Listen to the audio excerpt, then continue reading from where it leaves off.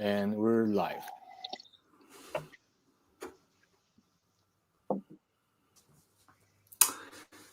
Greetings, everyone. I'm Django Paris, Director of the Bank Center for Educational Justice here at the University of Washington College of Education, and I'm really grateful to welcome you from these beautiful Coast Salish homelands of the Duwamish and the Suquamish, the Snoqualmie, the Puyallup, the tribes of Muckleshoot and Tulalip, and the shared homelands of other Coast Salish people. And I'm grateful to live and work seeking to be in good relationship with these lands and the people of these lands. Something that I hope is reflected across my past, present, and future work, both individually and our work as a center. These are heavy times, and I'm really grateful to be celebrating this book today, Protecting the Promise. It's a beautiful book, and I'm grateful to you all for joining us again in these really heavy times as we continue to fight for Black life and liberation, as we continue to fight for Indigenous sovereignty and resurgence, as we continue to work to center and sustain Latinx people, Asian, Pacific Islander people, still other communities across many intersections. This book is so important in this time, as many of us have learned over time, and many on this call have known since time immemorial. The leadership of Native people, of Native women, of Native mothers, of Native young people is vital to any possibility of getting free here on Turtle Island, is vital for our collective futures. And so I'm so grateful to be able to be in this space with all of you and to celebrate such a gorgeous book that offers so much in terms of joy, in terms of reflection, and in terms of promise. I want to thank just a few people before we get our program going here that made this event possible. So Jasmine Moore and Dua Ka, both research assistants in the center. I also want to thank Harley Pan, who is making this all possible through our live stream. So thank you so much, Harley. I want to thank Kent Jewell and Laura Beth Straight, who do so much to make many of our events and our work in the center possible. I also want to thank Bibiana, who's live captioning this event over on the YouTube live stream. So you should see a link over there for Bibiana's expert live captioning. So thank you, Bibiana. I want to thank Teachers College Press for partnering with us on the Culturally Sustaining Pedagogy series, of which this book is the first book. And I'm really glad that this is the first book. It's right for so many reasons. And I also want to thank, in particular, Emily Spangler, our editor over at Teachers College Press. And finally, I want to give thanks to the Indigenous education initiatives here at the College of Education at the University of Washington, directed by Filiberto Barajas Lopez, with members Emma Elliott Groves, Anthony Craig, Don Hardison Stevens, and Dana Arviso. Thank you so much for your leadership and guidance in this work. And we will be back with you toward the end of the hour. I'm going to pass it off here in a moment to Tim San Pedro. I do want to share that toward the end of the hour, we will be raffling off 4 copies of this beauty. So stick around and you too might have a free copy, and we'll be sharing a discount code as well. So we'll see you in a little bit. I just want to really thank you again for being here. And I'm so looking forward to this event. And so I hand it off to my brother, Tim San Pedro, who will take it from here and introduce our wonderful guests. Thank you for that beautiful introduction, Django. Always a pleasure to share space with you. My name is Timothy San Pedro, and I am friend, brother, and cousin to some of the most amazing women and mothers who are part of this book project. These are people who help me to understand who I am and how I can walk with purpose in this world. I grew up on the Flathead Indian Reservation, home to the Salish, Kootenai, and Pend Oreille tribes, as well as other Indigenous peoples who call this beautiful place home. However, it's important to share that I'm not Native American, I'm Filipino American, but because of the love, the invitations, and the support of Native friends and families that I grew up with, my life is deeply intertwined with theirs, and it's with their support and guidance that I do what I do.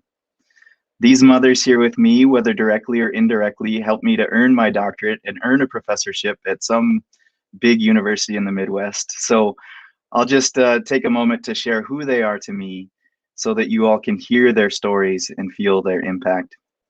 I was trying to think of how best to do this, and I thought of a friend from home, Antoine Sandoval, who has amazing superhero art. And I thought about how these women, these mothers, are superheroes to so many. Superheroes are those who put others' needs before their own, but it's not a selfless act. There are underlying reasons for doing so. They know that they are healthier, happier, and more fulfilled when their families, their communities, and all those that they love are also healthy, happy, and full of hope. I've seen each of these women put on their unassuming, everyday capes and radiate their superpowers outward, knowing full well that those powers will be reciprocated in full, maybe not immediately, but eventually. And so, in an effort to introduce these amazing mothers to an audience we cannot see, those who are from long-standing relationships and those brand new to ours, I offer superhero nicknames coupled with their own. I have little doubt that in their stories that they share with us today, those superhero distinctions will reveal themselves. And so I hope that they could give just a little wave while I reveal your superhero names. So first we have Micheal, the Educator Munson, Alayna, the Protector Eagle Shield, Tara, the Disruptor Ramos, Christina, the Defender Lucero, and Faith, the Auntie Price. These amazing people have been with me every step of the way in the project. And as I've learned from my community and reinforced in the first episode of a new podcast created by Alayna and her father, John Eagleshield, John shares with us that those who believe that they alone developed an idea are damn liars. Ideas are never in isolation. They come from relationships to people, to places, to the cosmos. The stories in the book were made possible because of our long-standing relationships. Those moments that we prove time and again that we are worthy of being in relation to one another. It's those relationships that are most special to me. Those relationships where we make each other better by holding a reflection up to one another that is much more beautiful than what we're able to see ourselves. And so before I turn it over to the mothers so they can introduce themselves and offer storied reflections from the book, I just want to shout out a few people who were so crucial in seeing our vision become a reality. Of course, Django Paris, who truly helped me to see that I am enough, which means so much as I attempt and continue to attempt to navigate institutions and systems that continuously try to make me believe otherwise. I can't wait to read the wisdom that comes from this Culturally Sustaining Pedagogies book series with Teachers College Press.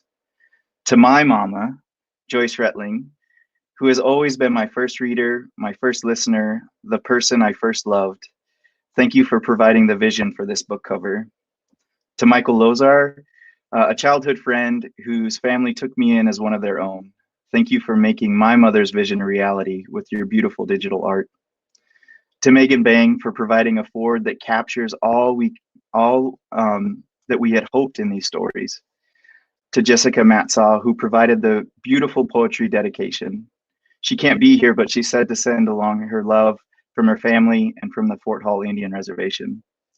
And to the men in the lives of these families who supported our vision every step of the way, Steepy Arca, George Price, Randy Ramos, Red Rock Perkins, Devontae Lucero, and so many others. And to my partner, Sarah San Pedro, who has seen the tears, both happy and frustrated, that go into crafting a book. And to all those who are in attendance today to celebrate with us, thank you for sharing space with us, for seeing and supporting these stories, for carrying these stories into your own lives with your own communities in a good way. And so I just want to say, please use the YouTube chat feature to shout out your communities, your families, and any of the superheroes here that you came to support. We'd love to see those comments and feel the love later. And so with that, I'll sort of step out of the way so you all can meet and see for yourselves the superheroes here with us. So Micheal, the Educator Munson, can you get us started? Well, much cousin Molly was just drawing and she'd like to show you her piece that she made. Would you like to show them? The flowers. Lift it up. The flowers. They're flowers. Molly is 4.5, and she is very developmentally appropriate. Her art is wonderful, and she's just starting to draw flowers, so it's so exciting to see them. Yeah. Hi, everybody. I'm Micheal. If I name my tribes from coast to coast, I usually start with self-location in this way. If I name my tribes from coast to coast, I have Mohawk descendancy, Omaha descendancy, Shoshone descendancy. I'm primarily Salish and Kalispel and Nez Perce, and then also Chinook descendancy. And of course, there's lots of intermixing with various white nationalities as well, Scottish, Irish, German, English, pretty much everything. And so I'm just so grateful for the relationship that Tim and I have been able to develop when we were both at Arizona State, away from home, like far, far away from home, away from our mountains. Being grounded and being able to be back home in our mountains has been probably the best thing for me. But it was the relationship that Tim and I were able to develop there that actually helped me make it through my time at Arizona State. So Lem Lemsh, cousin, for that. I'm trying not to tear up, and I'm gonna keep, like, I've actually tried to choose my readings so that I'm not tearing up throughout the whole thing. But I think there may be a lot of between all of us. Tata, Lem Lemsh. And so I think I'll go ahead and pass it on, if that's okay.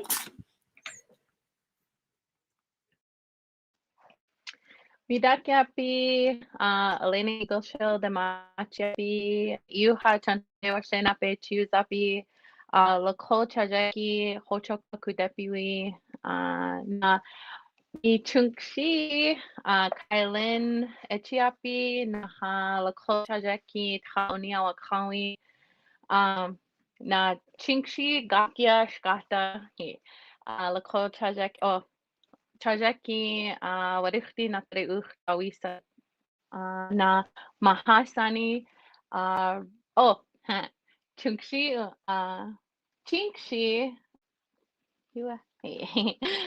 Chinkshi, Ishtime, Chajaki, Trachangleshka Luta, Hokshila, Mahasani, Edrat Perkins, Chapi. Hi, everybody. My name is Alayna Eagleshield. My boy told him to be back in 30 minutes so he could be on camera, but he didn't come back yet. He's riding his bike around. This is my girl, Kailin. Her Lakota name is Taoniawakawi, which means sacred breath woman. My son, our other son, Changleshkaluta Hokshila, it means his red hoop boy. It's his summer cradle board. Just kidding. But his other one's under construction. He's maxing them out. Anyways, and my husband, Redrock Perkins. I am just really excited to be a part of this project, and I am here in North Dakota. We were living in Seattle. I'm in the PhD program, but as soon as, this whole pandemic started to unfold, we booked it home and ended up being home for the during this time, and I was able to be home with my baby. So I'll pass it on as well.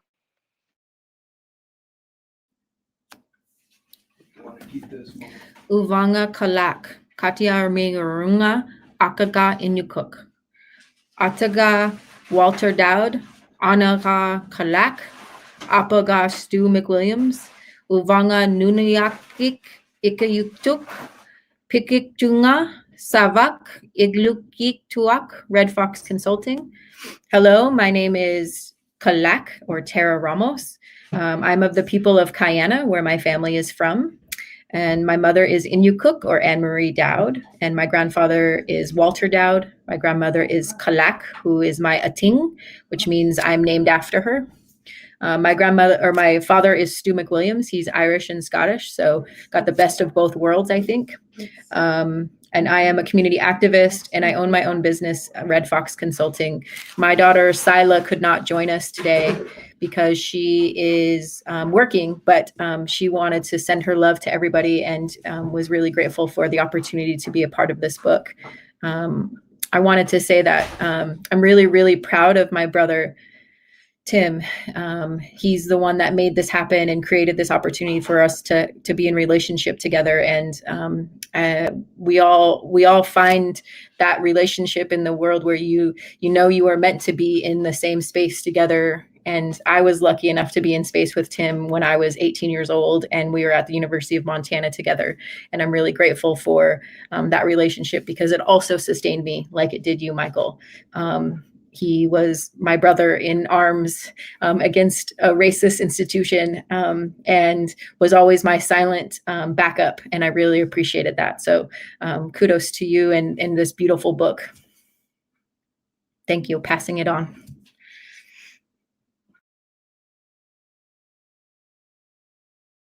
Hello, I believe I'm next. My name is Christina Lucero. I do want to just acknowledge that when we started initially this, the interviewing and working on this book, Tara didn't actually know her language, and that was beautiful to get to see her and witness, witness her being able to even introduce herself, because I know it's been a journey. I know that she's been working really hard and struggling with what I struggle with, and I think a lot of natives struggle with in terms of knowing your language. My tribe is from the Saikum Band up in Vancouver Island. I didn't grow up there. I wasn't born there. My grandma was. She moved to Seattle, which is where my mom was born. And so I come from a very displaced from our land, but the Seattle area in general, I think a lot of from what I've been reading and understanding about my own history, is that a lot of people felt displaced, and that's where they congregated together. So when I moved to Montana, and having met Tim in high school, I think I can say I'm the one who's known him the longest. So if anyone wants to know any stories, I've got plenty of them. But I just want to echo what everyone else has said. And having a brother, and being able to go to school and see someone who looked like me, in the Filipino sense. I'm also half Filipino.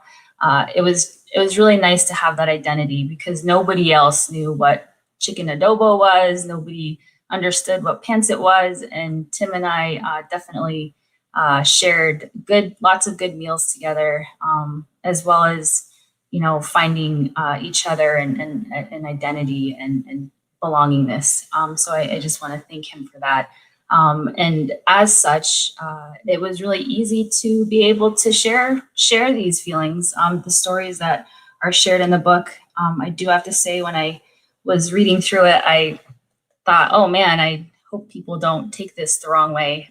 But it was because I was sharing things with Tim, and I trust him and his writing. I've known him forever, and so I trust his writings, and I trust his interpretation of things. And I think it's really beautiful that we're able to come together and speak about all of this. My son, who is in this book with me, he's my youngest son. I have two. My older one, sort of like Alayna's son, who's out riding a bike, he kept being busy. So he wasn't able to be in this book with us, but he was a huge supporter, and he's always been a huge supporter of what we've been doing in our day-to-day lives. But my youngest son, Demetrius, he was supposed to be here today. Him and his brother are playing for the college lacrosse team, and they switched their practices. So he's at practice right now.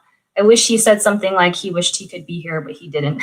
So I'm sure that I know that he would have been here. I was surprised that he actually said that he would have joined me if he didn't have practice, or until practices got changed. So Heiska, for all the support, Tim. Again, thank you for that. And I will go ahead and pass it along.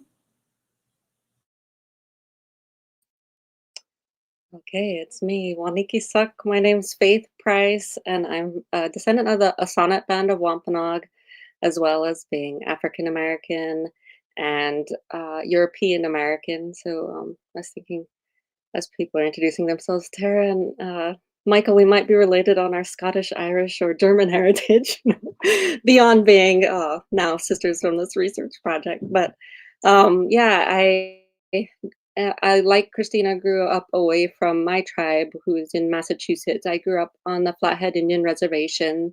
So Cheskalhat and Kisukiokiet from everyone over this way.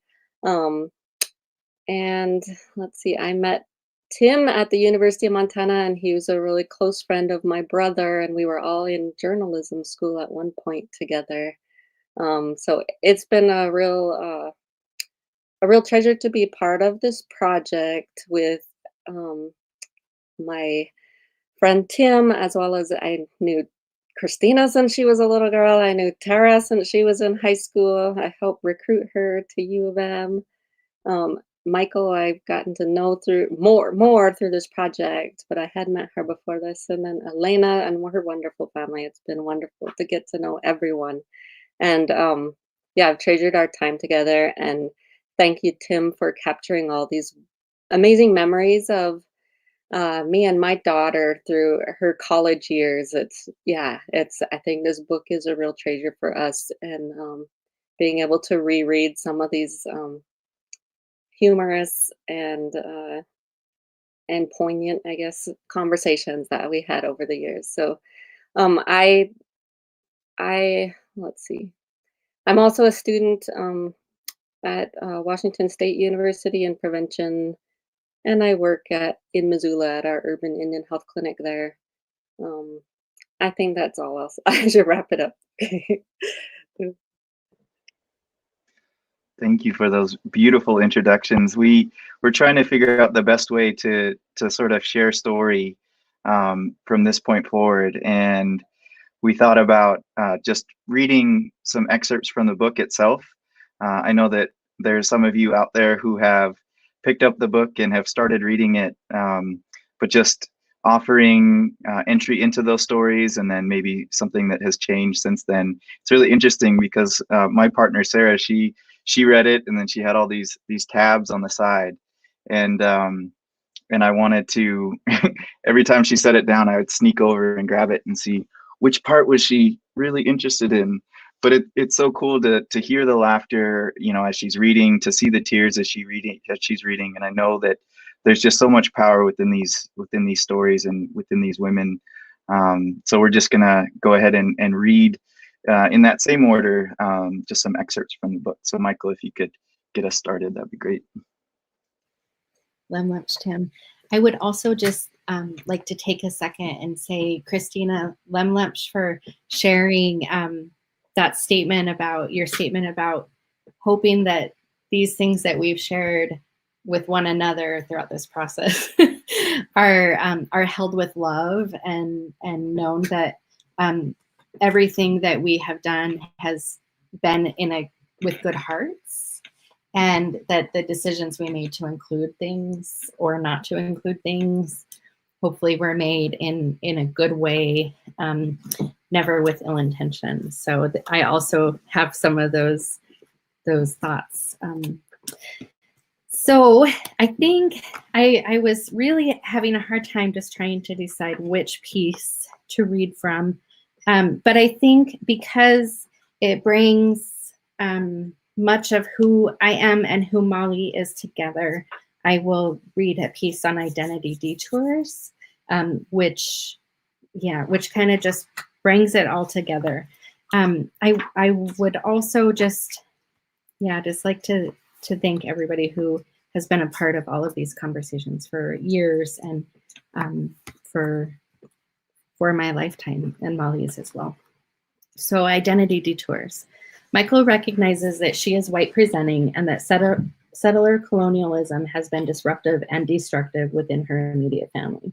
She has worked hard to rekindle that which was dormant growing up, her tribal identity and language.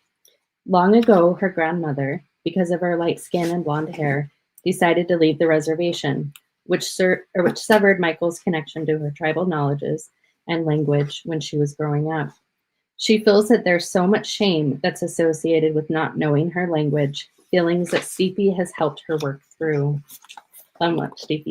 He's not here right now because he's in class, but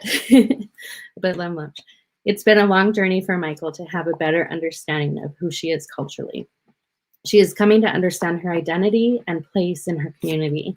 She knows that to do this work, it is crucial that she give back in whatever ways possible. Through her language acquisition, which I'm not confident in yet, Micheal has come to understand that language learning must also address historical trauma that has impacted Native communities. Language learning must also provide space to recognize emotional, spiritual, and psychological healing in order to get to a place of deep learning. She has learned that vitalizing language must include forgiveness and framing that forgiveness in larger structures that impact communities. She wants Mali to have what she didn't growing up, a deep connection to land, to people, to language, to community. As Micheal creates spaces for Mali to have those essential connections, Micheal is engaging in vitalizing practices of her own, being present in her community, attending adult Salish language courses when I can, harvesting roots and herbs from the land to be used as medicines. She is a lead instructor for a number of different courses at the Salish Kootenai College, including but not limited to teacher preparation courses for elementary and early childhood teachers. This is something she's continued to do since January 2014. Timothy had the pleasure of guest lecturing one of her classes when he was visiting home. At SKC, she's also a part of a team that worked hard to secure a grant. The project focuses on transforming teacher education programs to better fit Indigenous populations. Included in that work was the creation of a Salish language educator development program that consists of 2 prongs. Oh yes, hold on. You have to pause for a minute. 4-year-old needs help, but I can't get it this way. See that, Peanut? Okay, there you go. Now I have to find my spot again. Okay. For the Salish Language Educator Development Program that consists of 2 prongs, language learning and language teacher education preparation. She says, that's what I really want to do right now. It's where my heart is. And there's an extension, which is fun. As she discusses this, she is thinking to the future of her community. Ultimately, we need at least 40 more really great language teachers on the reservation within the next 20 years. In order for Mali to get to go to a high school like we want her to, we need to build. Timothy interrupts. Although he doesn't interrupt story too often, trying his best to be conscious of that, there are times when a powerful realization occurs that he needs to ask before the thought slips away. So, you're already thinking about the future, right? The work that you're thinking about and envisioning right now is in the hopes that Mali can have that when she is older, right? It totally is, she says, affirming his thoughts, but then extends it. But it's not just for Mali, it's for all of our kids. It's even more important now that I have Mali. In fact, when we bought our house in small Montana town, part of my decision was that I do not want her to go to public schools, period. Nothing against public schools, just a personal preference. I want her to go to community-led schools that are centered on our tribal languages and cultures. Then we realized that, hopefully, by the time she's in high school, we'll have the language high school that we want anyway. It's not just to teach language, but to teach content in the language and to teach cultural education as well. I'm working my ass off. I remember saying that very strongly. So we can ultimately have community-based language and education schools throughout the reservation based in tribal communities. Although Micheal has been thinking about developing a culture and language high school for a long period of time, Mali provides an immediacy for Micheal to put the work in now so that Mali can benefit from a school that centers her tribal knowledges, histories, and languages when that time comes. It's so perfect to have Mali right here when we're doing this. This is what she does. She's a small salmon, which means she is a performer as well. She's very good at that. And I'm a superhero. And she's a superhero also. Okay.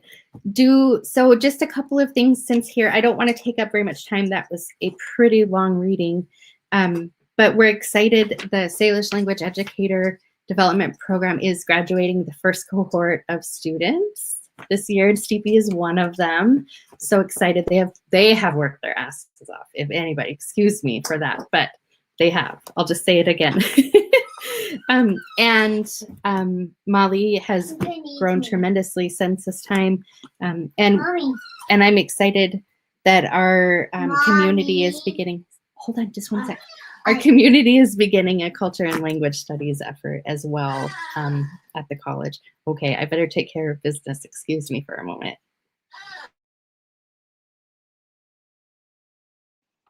Yay! Thanks, Micheal. So the part I'm gonna start out reading, I'm gonna jump around a little bit, but I'm gonna start with the introductions of my kids. So introducing Warukhti. Warukhti got his name from the spirits. In the Arikara language, it means blue thunder returns, and the whole name is Warukhti Natari Uhtawisa.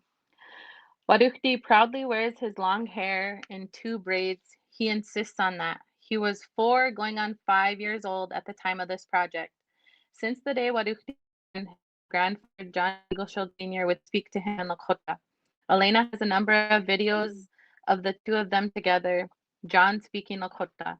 She thinks that his understanding of their language has really helped him to have an exceptional memory. He can remember stories that were told to him even before he could speak. Alayna thinks that this is what he's meant to do, to be a song and story keeper. She tells a story detailing his memory. Anytime Warukhti walks anywhere, he doesn't allow anyone to step on ants. He stops anyone he's walking with when they're approaching an anthill and says, "Stop, stop, those are our ancestors." Alayna recalls where his desire to protect ants came from. When he was younger, his grandfather John told him a story about when he was little, as in 5 years old little. John sat down on an anthill of red fire ants. They bit him all over. His body was going into shock, and they took him to a medicine man in their community to help him. The medicine man scraped the heads of the ants off his body, bathed him in traditional herbs, and gave him traditional teas to drink. He completely recovered within a few days. Warukhti hung on to every word of the story. Since internalizing this story, Warukhti has made sure that he helps his grandpa protect the ants because they helped him heal. All right, now introducing Kylan. When Alayna was in labor with Kylan, John, Alayna's father, drove through a horrible blizzard to be there for them. The entire way, John prayed for them. When he got to the hospital, he came right up to her and he held her in his arms. When he did this, Kylan let out a big breath of air, and the name came to him, Tcha Onia Wakawi, meaning her sacred breath woman. Kylan is one of a kind, Alayna says. She's naturally respectful and very observant. Kylan's memory is visual. She'll spend a lot of time looking at things, taking in the details. She would rather draw something or look at pictures to find meaning and stories that way. Her dream was to have an art studio to share her work and the work of others. She continued a tradition first started by Alayna at the last place they lived. She would use sticky notes to write out Lakota words and attach them to items around her room, in her house, and even in Alayna's office when she comes to work with her. Kylan has taken that to heart. Oh, sorry. Anyway, I'll end there. So the reason I jumped around a little bit for any of you who are following the actual book, and I really wanted, there were so many beautiful stories and a lot of really important lessons. When I first got the book, I opened it and I started reading right away and was just emotional and crying. And I was just very thankful for the ways that we're able to be vulnerable. And obviously, not everything made it into the stories because a lot of them are things maybe we're not ready to talk about in public because some of them are hurt, some of them are traumas, and some of them are things that like we're still dealing with in our communities. But I appreciated that about being able to have Tim capture our stories, visit with us, and then allow us to decide what we wanted to share.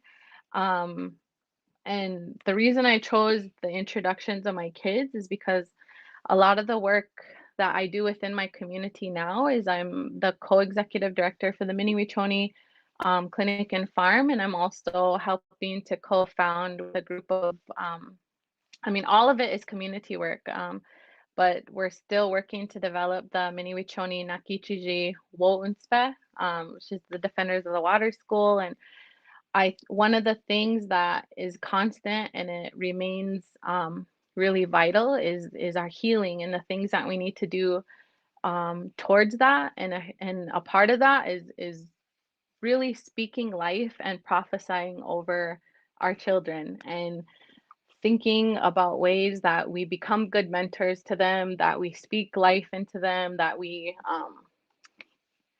constantly show them how beautiful they are. But I think for me, that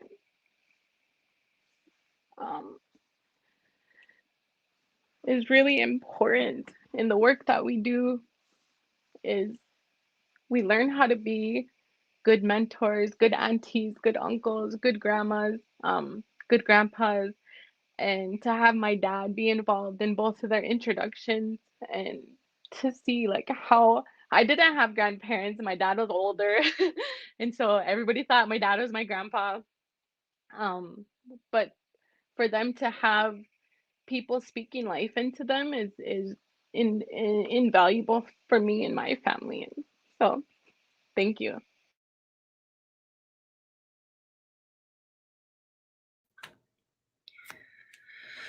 Well,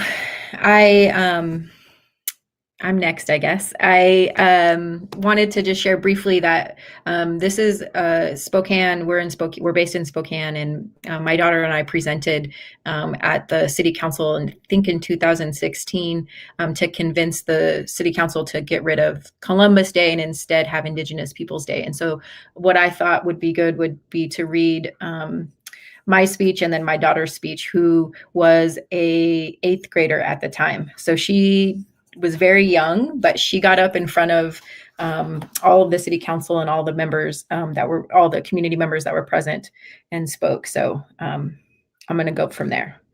Good evening, council president and city council members. My name is Tara Dowd. My Nupaq name is Kalak. I stand before you as a citizen of Spokane my whole life, and I want to ask you to support this resolution. Indigenous people, I think about the words as power, and English words have a power over Indigenous people for more than 500 years. And it is time for this nation and this community specifically to start raising up Indigenous words. And one way to do that is by supporting this resolution. And honestly, when I think about my daughter, who is going to come up here and speak next, at the mention of her daughter, Tara chokes up but continues speaking in a wavering voice. I work every day to help her understand her history. Her truth, her moment in life was impacted 500 years ago. To this day, it is impacting my family in a real and authentic way with mental health issues, diabetes, education struggles, because we're being taught by white people rather than being included in our society's what our society teaches our young people. Our kids are being incarcerated at a higher rate and for longer. Our kids are being kicked out of schools at a higher rate and for longer. So when I ask that we start as a community, we start by doing small things like changing the words that we use. It is that our kids can know that when they go to school, there's an Indigenous Peoples Day, that our history belongs to this country for thousands of years and is honored and respected in a way that 500 years can't possibly be that story, cannot possibly say that that's acceptable. There are thousands of years of history here, and my daughter and every Native person, every American should be proud of that. We should be honoring them with those words. That is why I ask you to support this, and thank you very much. And so this is Sila's speech. Hello, City Council. I'm the daughter of Tara Dowd. She pauses, places her hands on the podium, bows her head, and takes a deep breath, and then continues. I'm a Nupaq Eskimo. My Nupaq name, she pauses again, apologizing for the delay, takes a deep breath, Tunu Nuktuk. And I come here today to say that you should vote to change the name from Columbus Day to Indigenous Peoples Day, because one thing that I've had to deal with was, oh my goodness, another pause, another deep breath. When I wake up and go to school on Columbus Day, or not going to school on that day, and knowing, reading in the textbooks even, that he was the one who found America. And I was always kind of taught in school that he was a savior. And then I would come home and I wouldn't have learned anything about my own culture that day. Pause, breath. Knowing who I am is very important. And if you go to school every day and you know that, pause, breath. There is a place for you, and there's a day that you know that you belong, and that pause and breath. You feel like you have an identity. You have a voice, that you have the ability to continue to know your own culture. Pause. She wipes away tears that have formed under her eyes. You're able to help yourself and understand yourself. So what I really want to say is that for Columbus Day, one thing that I would like it to be changed, because I would hope for, even for my own children, when I have children, for them to go to school or anything, go through life and know that they have a place, and know that there are people out there in the country can celebrate a day where Indigenous people and people that have gone through so much can have a voice and a place. Thank you. I wanted to share that because in that moment, my daughter didn't know she was going to be speaking in front of the city council, but she had she has this power in her voice, and I wanted to give her an opportunity to see how powerful her voice was. And so in that story, there's more to it, but I wanted to share that. I'm really proud. She's 18 years old and has decided not to go to college right away. And I couldn't be happier that she isn't, not because I don't believe in college, but because I really want my daughter to investigate Indigenous ways of knowing. I want her to, go spend time with aunties across the country learning Indigenous ways. I have plans for her to go and spend time with all of you aunties, because I want her to learn all sorts of ways of existing that are Indigenous ways of knowing. I can't possibly do it all. She deserves to be truly loved for who she is. So I think that's all I have to share.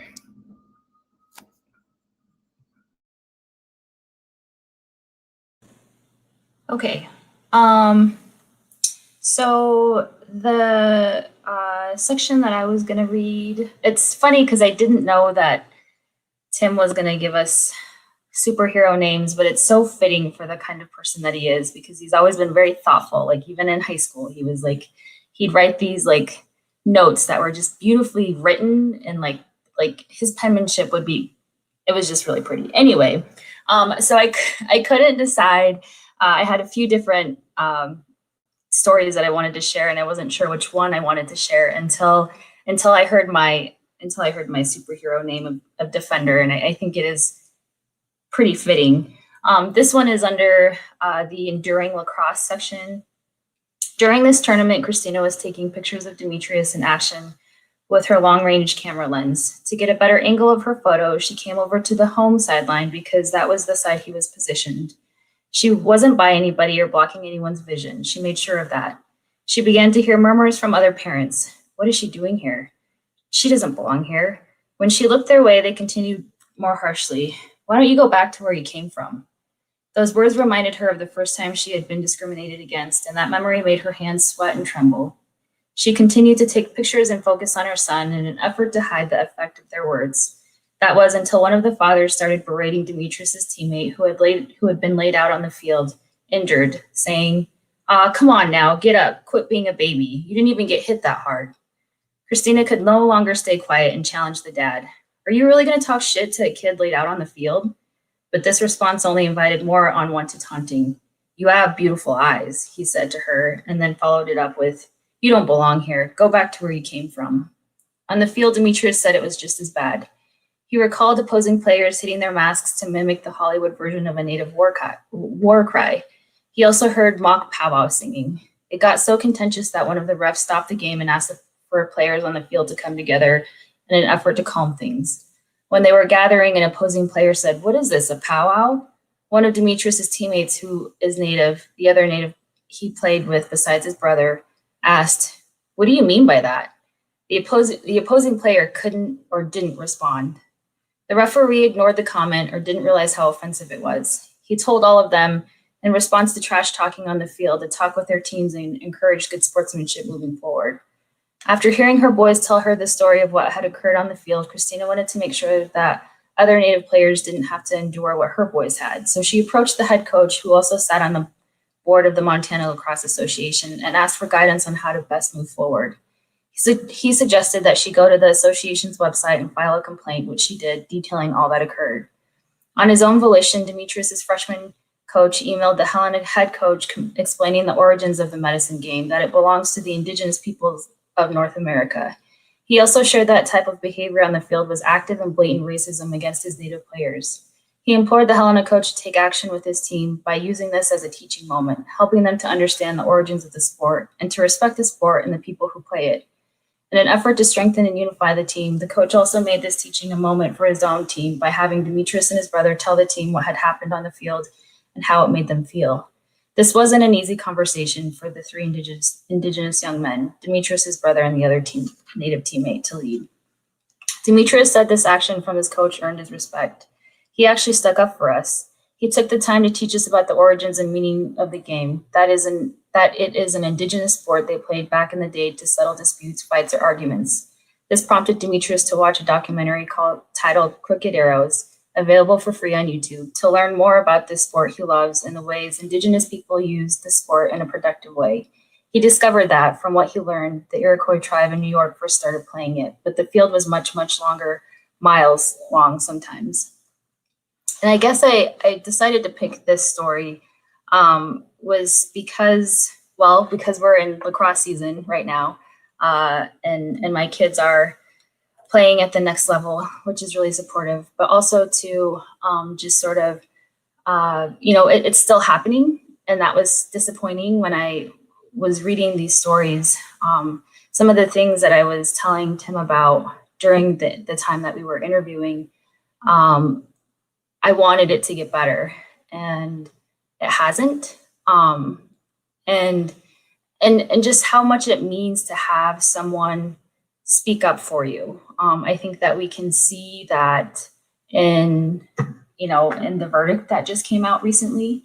The Attorney General had called it a bouquet of humanity, when there are people who are willing to step up and say something, when one person is being treated differently because of the color of their skin, or any of the, anything really, but especially when you're the only brown kids on a team and you're the only ones getting death threats, which has happened already to them, for doing something that some other player had done the exact same thing, and nobody said anything about it. And when they stand up for themselves, nothing happens except for they get in trouble for standing up for themselves. So, I've been really thinking about how to, when you come across this, because I think that there are times when we try to, and what I'm hoping to teach my kids, and it's hard because I'm also learning it. Alayna was talking about how some stuff wasn't shared because we're still in it. And I feel like a lot of the stories I shared with Tim, I'm in it, like I've been in it. And like I said, we go way back. Tim and I go so far back that I'm so comfortable sharing things with him.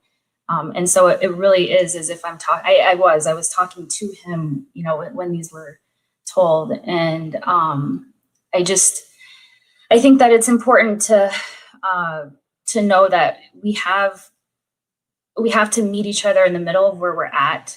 And it'd be helpful if both sides were doing that. So if you're in a position where you don't understand why saying, what is this, a powwow? If you don't see why that's offensive, you can ask that question as opposed to being offended that someone is offended by it. And the other thing that I kind of wanted to point out was that when his friend asked the kid who said that, what do you mean by that? And that child could not respond to the question. That just told me, it was a clear example of how things are taught. Kids are sponges, they absorb everything. And it's really important to be able to understand what, words have meaning, and they do mean things to people. And so it's important that, action is modeled behavior. And if they're going to act like that, it's probably because they're seeing it at home. And so, for this world to be a better place, I really hope that if anything is collected from this book, that we're able to look at meeting us where we're at the time of these stories that we were sharing with Tim, and seeing it from this side, having that open mind of like what it felt like for my sons to be playing and to even play now at this level, and having to be the only ones experiencing things like that.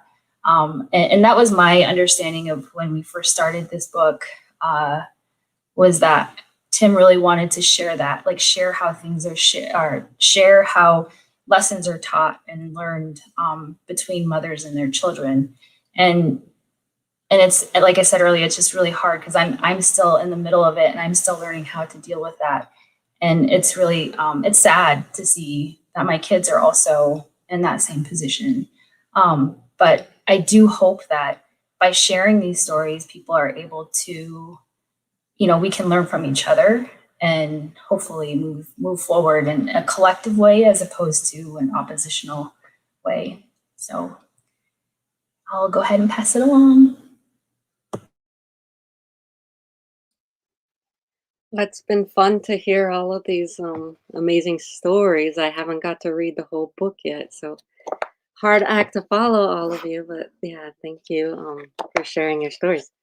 I decided I was trying to pick and reading the chapter about my daughter Dahlia and decided that I really wanted to read this section that lifts up educators and the impact, the huge impact that they have on their students.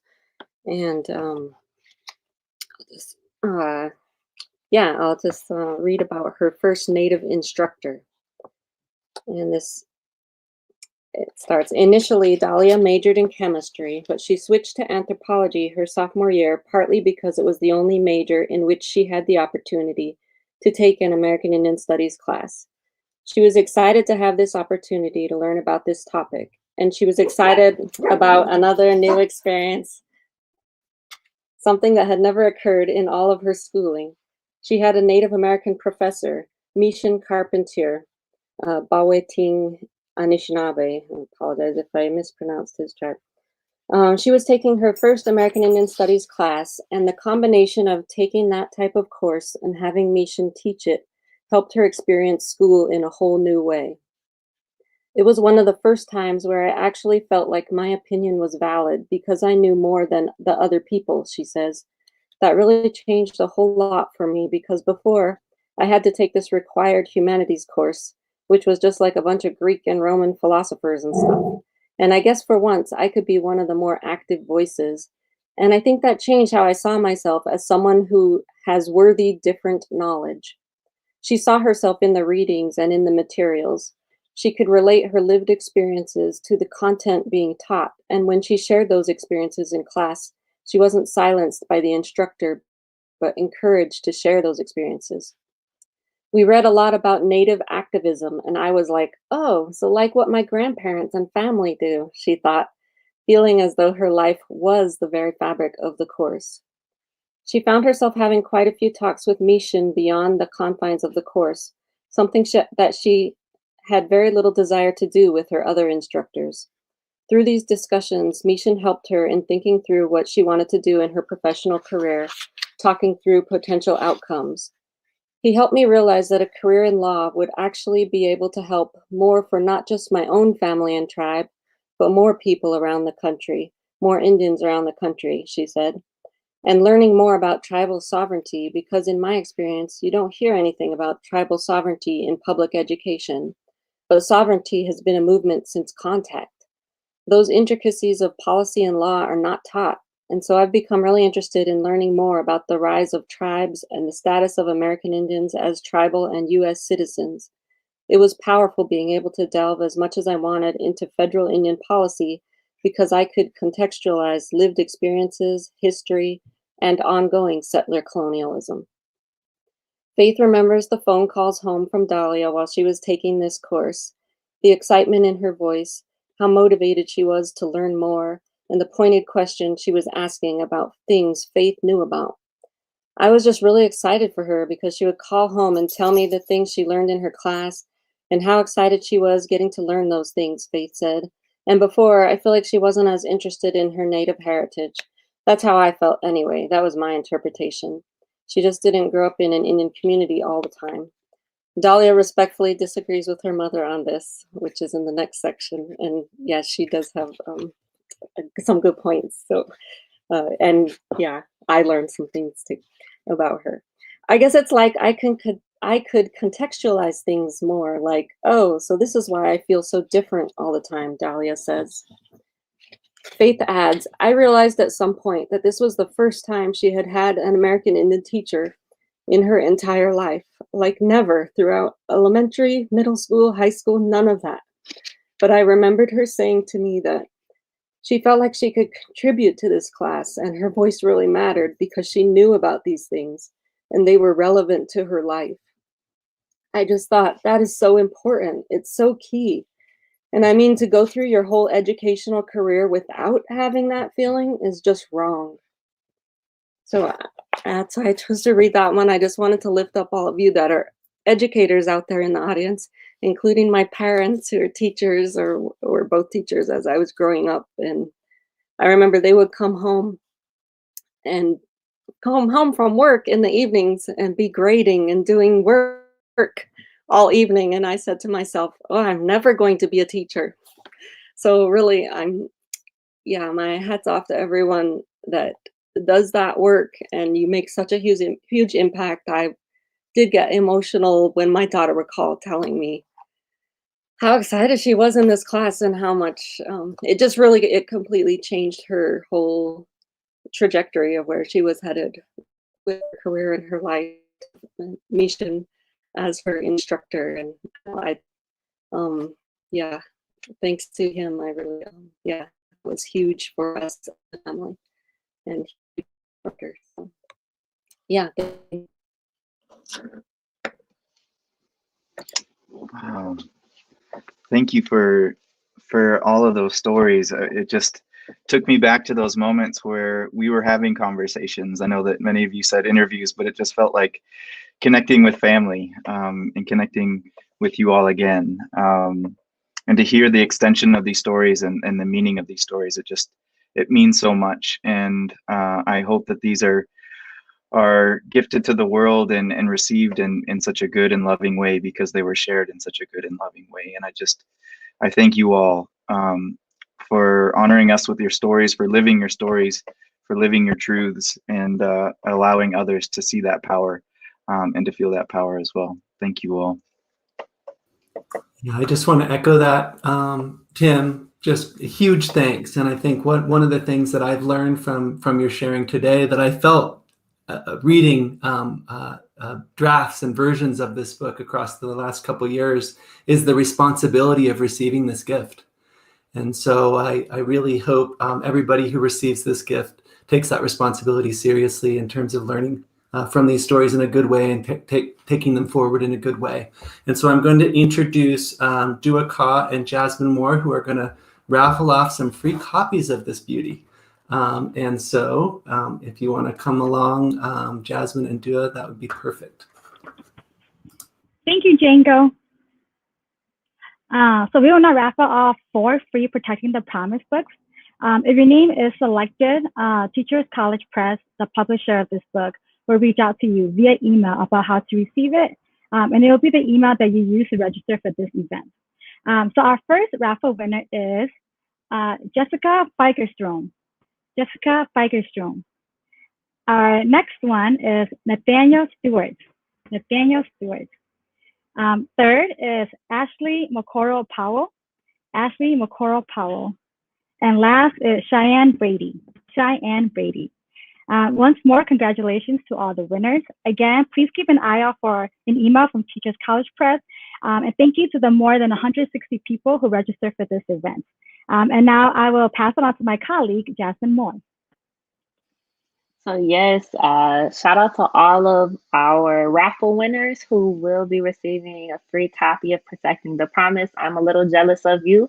But for all of us who are still here in attendance, I want you to know that there is still an opportunity for you to get a discounted copy of Protecting the Promise. So if you visit Teachers College Press at tcpress.com and use the promo code PROTECTING, no capitalizations, you will receive 15% off your copy of Protecting the Promise, and you will also get free shipping. So once again, that's 15% off discount code. The code is PROTECTING, and you can visit tcpress.com in order to order your book and get that discounted rate, or maybe 2 or 3 of them, so that you can also share with your loved ones and your family.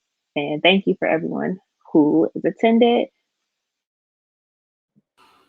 All right, so we're going to end our event, and maybe if everybody in our group could just say goodbye to the wonderful people who have joined us. And again, I just want to thank you each. I really appreciate you. Yeah. Jingo, I'm wondering if it would be all right if I just shared the final paragraph of the book, because I feel like it captures what it is that we're trying to do here. We all came together. Yeah, we all came together on the Flathead Indian Reservation to share our stories, to be in community with one another, and to see how our stories interacted or didn't, because there are differences in them. And so when we were leaving that space, it just felt so powerful and so emotional. And that's how we ended the book. We said we left this space, ventured back to our own homes and communities, carrying these stories with us, stories that fill this book. We left with so much hope, audacious hope, the type of hope that demands that we reconnect to the collective by struggling and thriving alongside one another. And still, we continue to hold similar hope as readers, both known and strangers to us, come to these stories with their own eyes, ears, and hearts, absorbing the storied lessons in a way that is right for them at this point in their lives. We hold hope in you too, those holding and reading these words, as we offer our stories as opportunities to connect, to weave our stories to yours in a concerted effort to stitch together our collective consciousness, to stitch together our nation. And that's from Leanne Simpson. So I just want to thank you all for being here. Thank all the mothers and the children who were able to attend with us for sharing stories and expanding those stories in such a powerful way.